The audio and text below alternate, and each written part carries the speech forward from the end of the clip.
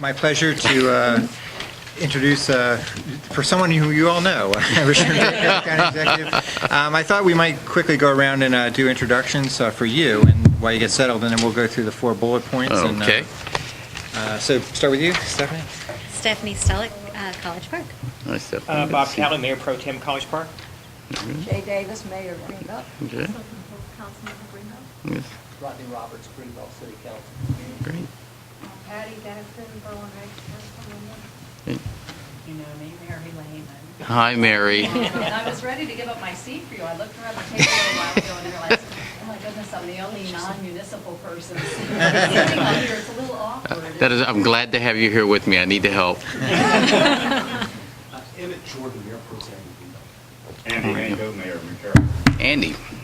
Dick McToll, Chair, Carol. You do it. Shadow Alvin, Mayor Pro Tem. Who? Shy, how you doing? Denise Mitchell, City Council, City College Park. Nice to see you. Dick Rose, Council Member at Berwick Heights. Great. Jody Culpa-Eddie, Councilmember Berlin Heights. Great. Christine Legal, Councilmember College Park. Great. Katrina Dededro, Councilmember New Carrollton. Patrick Wynn, Councilmember College Park. Patrick.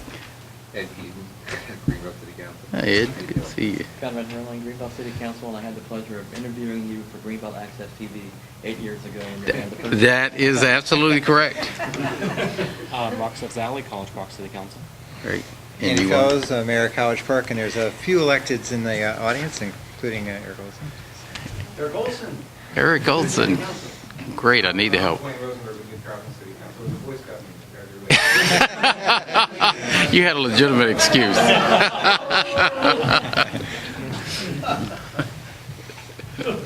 The floor is yours. The floor is mine. I know there are a number of issues. I thought what might be helpful is rather than have me ramble on these various issues, we get into a discussion. Because I know, I think this is probably the first time I've sat with everyone since winning the election or coming into office, being sworn in. You know, the one thing I've gone around and said to folks is, you know, I'm so blessed and we're so lucky that nothing happened. You know, we've had this smooth transition. The honeymoon is there. You know, Mary, am I right, Eric? You know, it's always easy. And so today was one of those days. I'm just relaxing and, you know, and having fun. But in all seriousness, we do have some critical issues that we are trying to face, and we're trying to face them in what is going to be a budget deficit for us in 2012 and 2013, and with declining revenues. I know you, like us, see declining revenues and say, "Oh no, everything is shifting to us." You know, the state shifts it down, and then the county shifts it back all the way down, and you are there where the rubber hits the road. I know when I have a problem, I go to my mayor and I complain, which is why I like living in Cheverly. There's someone to go to. You know, clearly on some of the issues that you've outlined here, I know transportation is one, economic development, education. Let me just broadly deal with some of the issues and maybe we can get some discussion, some questions. And since I have help from the northern part of the county and the central part, I should be pretty safe. Clearly, in terms of the emphasis on this administration is economic development. If we do not grow our tax base, then we're going to be in real trouble. And for far too long, we relied on residential property taxes. So the emphasis with the little revenues that we do have, it's going to be around our metro stations. I think that's where we have the greatest potential.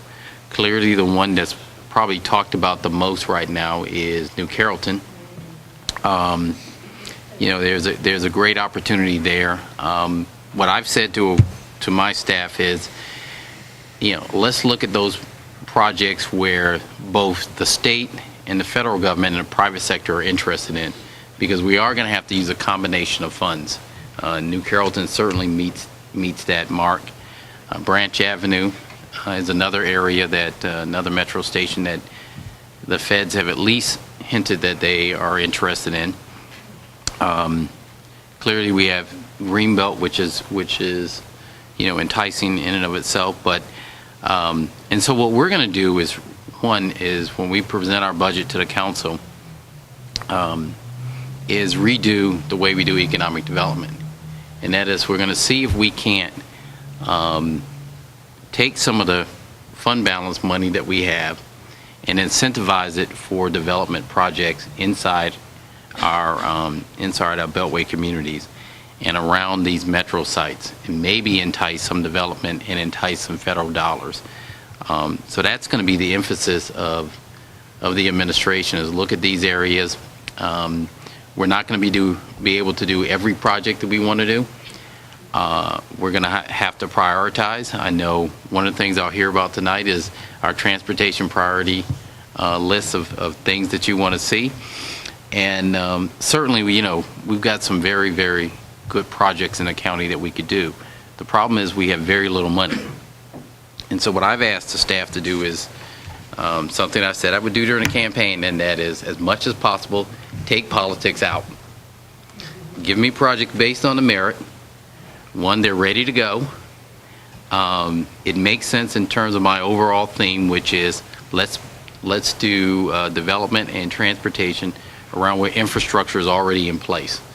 And two, can it have, and I'll just be very, very, very blunt with you,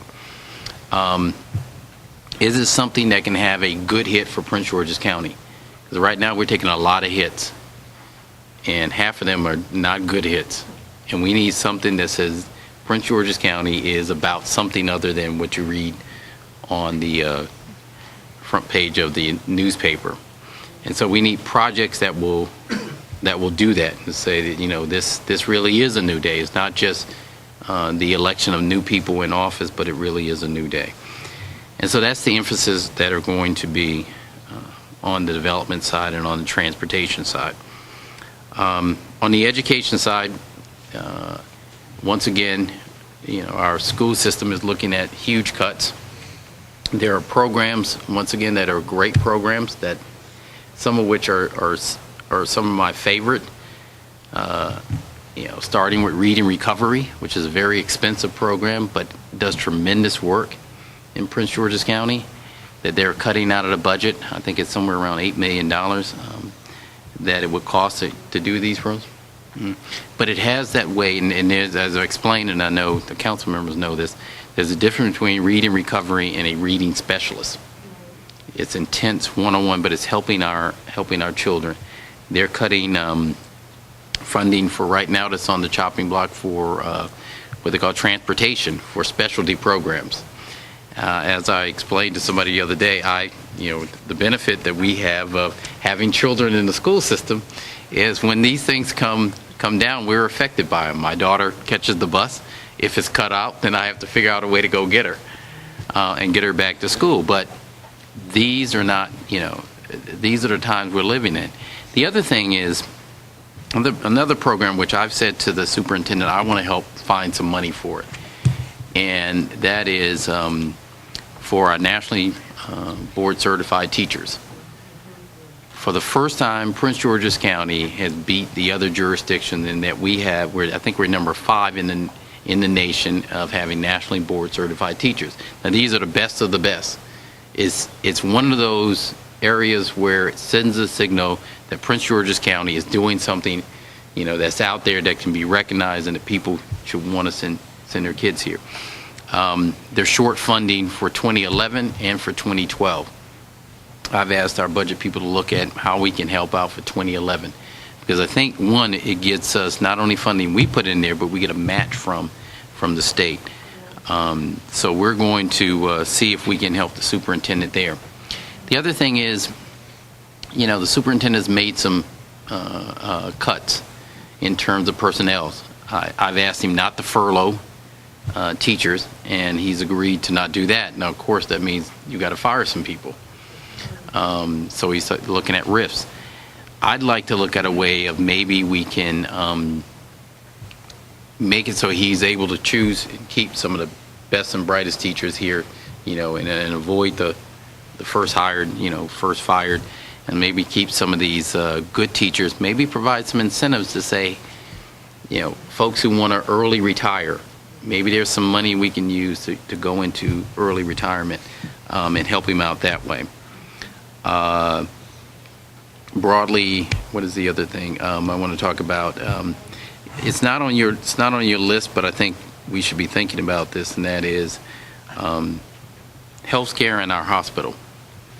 While it's in Prince George's County, we want to make sure that we have a viable hospital, and two, that we have a hospital that we are not solely funding with partial funding for the state. And so what I've asked the delegation to do is to make sure that we keep in this year, as they're looking for cuts and looking for ways to get money in the state, is that we keep in the $15 million the state has committed to keeping the hospital afloat for this year.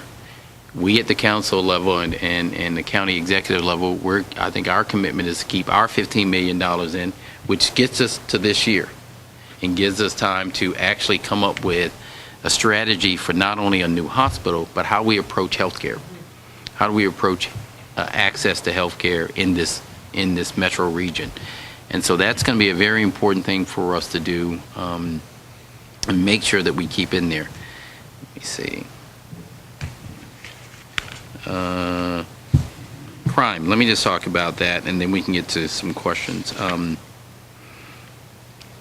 One of the things that I've instituted since, especially since we had a little spike in some of the numbers, and I think it's a good thing. We probably did it earlier than I probably would have wanted to. I wanted to get a chance to get my arms around the budget, which is a tremendous task, and that is once a week, usually on Mondays, I get together with the police chief, the sheriff, the state's attorney's office, and my top staff, and then we go over where are we. Since I don't have county stat, I don't want to call it city, since I don't have county stat there yet, and we are bringing that online.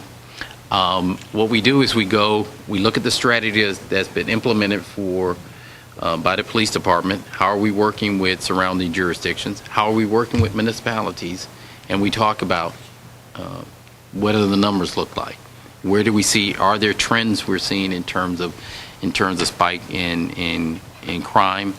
And are there ways that we can, in addition to putting shifting manpower, but are there ways that we can help each other to reduce it? I've asked our police and our public safety folks to make sure that they're in contact with you. I hope they are. If they aren't, we will get on them. In my office, Kerry Watson is our public safety liaison. So we want to make sure he's keeping you up to date. But more importantly, just to go over the strategy we're using. Is it working? Are there some things that we can do differently? And what are some partnerships we should be building? A good conversation that came out of a meeting with the mayor of the District of Columbia and the county executive of Montgomery County was to actually have our various public safety offices apprised of economic development going on in this region. And actually the police chief from DC brought this up, Kathy Lanier, which I thought was excellent. She said if there's lack of development, there's criminal opportunity, and if there is development, there's criminal opportunity. So we should all be aware of what's going on so we can then determine as we shift resources and work together. The Monday meetings every day is about that. The state's attorney's office lets us know where they are in terms of cases.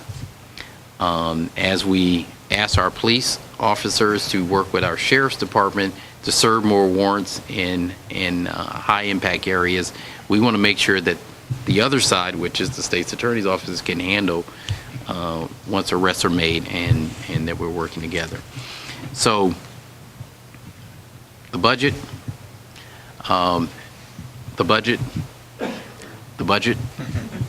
If anybody has any extra dollars or money, I will take it. It has probably been the thing, and then staffing. I'll close with this, and then we can talk about these other issues, because I think this gets us probably some of the concerns you're raising. Clearly, I've got to look at every agency in the county There are some issues with that we have to make sure we have the right men and women working in those agencies, that we're going to be very judicious. One of the big ones is housing. You know, clearly we're looking at it from top to bottom. We got to make sure that on every department there we have the right individuals, because right now HUD is holding up money from us, you know, and we want to make sure that we get the confidence level that we're gonna spend the money appropriately.